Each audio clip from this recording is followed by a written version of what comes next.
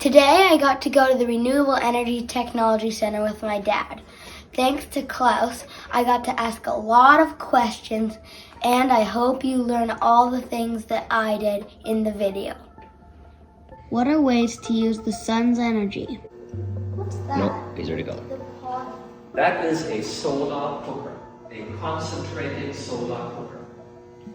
We use it to demonstrate, but I have made espresso in January out here, where it's nice and sunny and not much wind. And then these will slow cook. You will not boil, you will not get to 100 degrees Celsius, but for pizza, you should be able to do that. Here is a German-made solar thermal collector. This, at 80% peak efficiency, takes sun energy and converts it into heat.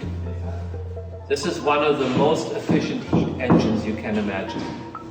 We use it here mainly for domestic hot water because that's our most constant heat energy usage year-round. Take a closer look, then these are solar cells, photovoltaic cells. Okay, so all of these cells are all soldered in series, and they all have the photovoltaic effect.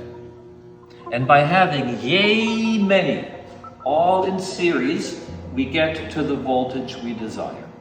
So we are multiple times higher than your ordinary household electricity. What are the advantages of using solar electricity? Now, there are a couple of really, really nice things about this. There are no moving parts. The sun comes in, free photons are being released. There's no noise. There's no vibration. There are no emissions. To the degree that these beautiful photons come in, free electrons come out. What about nighttime? What about at night? Well, good question.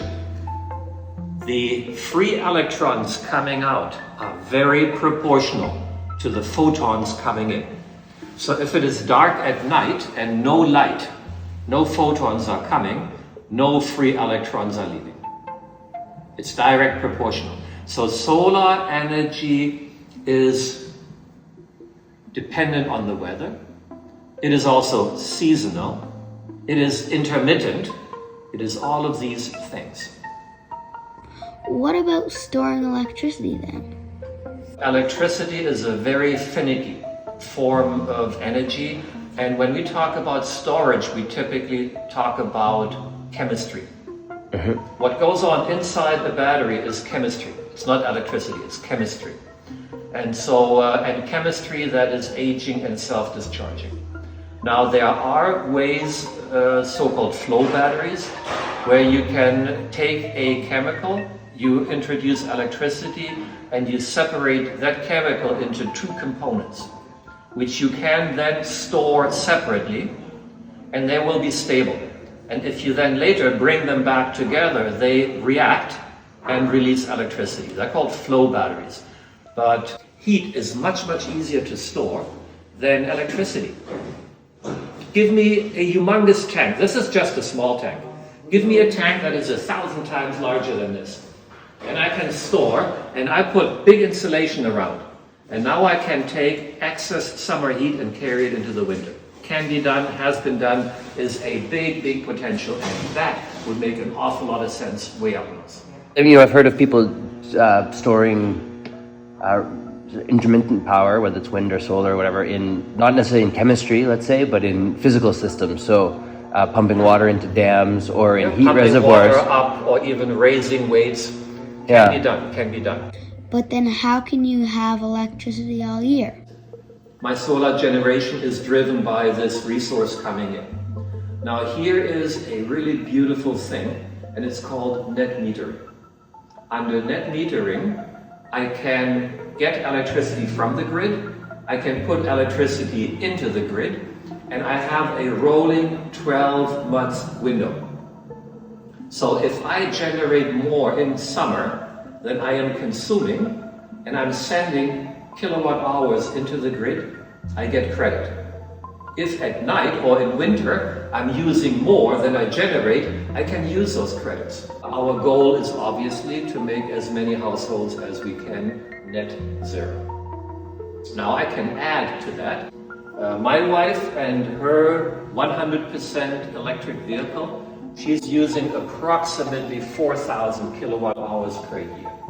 So if I can, I would like to add that electricity consumption to your residential consumption. And now I've made your residence net zero, but I also made your transportation net zero.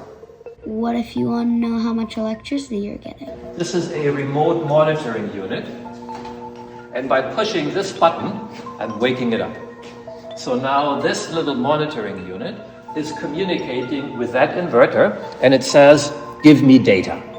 Okay, and then we can look at the data.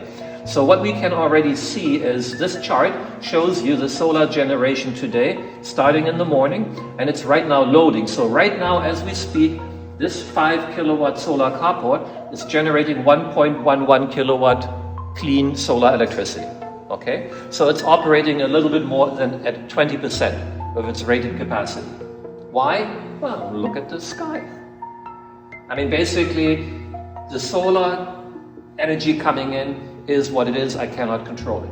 So today I made 4.4 kilowatt hours. You see this number here? Over the lifetime of this 5 kilowatt system, it made 85,000 kilowatt hours. It's been up and running about 14 years now. Does solar power work anywhere in Canada? If we look at this map here, this is obviously a nice large map of a beautiful country called Canada. Can you show me where we are on this map? Way down there. Okay. Wherever there is a needle, we have at least one operating solar system. I don't have 500 needles down there. Okay, we have done 500 systems down here. But take a look higher up. All the way up there. Yep, and that is the northernmost community in all of North America. We have about 250 communities in Canada that are so remote that they are purely operating on diesel power plants. And they run diesel 24 hours a day, 365 days a year. Today, we have 55 solar systems operating across the Canadian North, avoiding over 350,000 liters of diesel every year. What about the embodied carbon in panels? I was concerned with our own carbon footprint from traveling and shipping. And I can tell you that a far away remote community system has made up for the carbon spent for our travel and transportation within two years. I cannot in a factual way tell you regarding the production. I know that the cell purification is fairly energy intensive because you have to evaporate the silicon in order to separate it from impurities. It's called the Siemens process. So it is fairly energy intensive. But if we look at reusability of material, the overwhelming majority of a solar photovoltaic module material can be recycled at the end of useful life. And it can actually be recycled back to original quality. If the grid is clean, does it matter if I go solar? If we look at Ontario, we exited coal years ago. We still use nuclear, we still use gas, and then we have wind and solar. So to the degree that we continue to have a significant natural gas component, our ordinary grid will still create carbon emissions. So to the degree that you feed, you will reduce that. Your feeding is not restricted. So that means you can feed whenever you generate without restrictions, and it is the gas plant that is being throttled back. A gas power plant you can bring up or down in minutes. So usually it is the gas power plant that takes the dynamic role and adjust to changes in the balance between load and generation. What is the future of solar? So it does make an awful lot of sense. There are jurisdictions like California, like Germany, that have it already mandatory in the building code. Okay. We will get to that in Canada as well. How soon, I don't know, but in order to meet our 2050 goals, it will be imperative that we make it mandatory. For all new builds and possibly For even every retro. new bill, and Germany is presently going a step even further because they're now starting legislation for retroactive energy upgrades. We will have to get to that point at some point in time as well. In the lifetime of you, guaranteed. And we have to. I mean, we have a beautiful planet. We've not been good shepherds of this planet, and we need to change our ways. And it's not painful, by the way. It's not painful at all. Thanks, Klause and the Green Sun Rising team.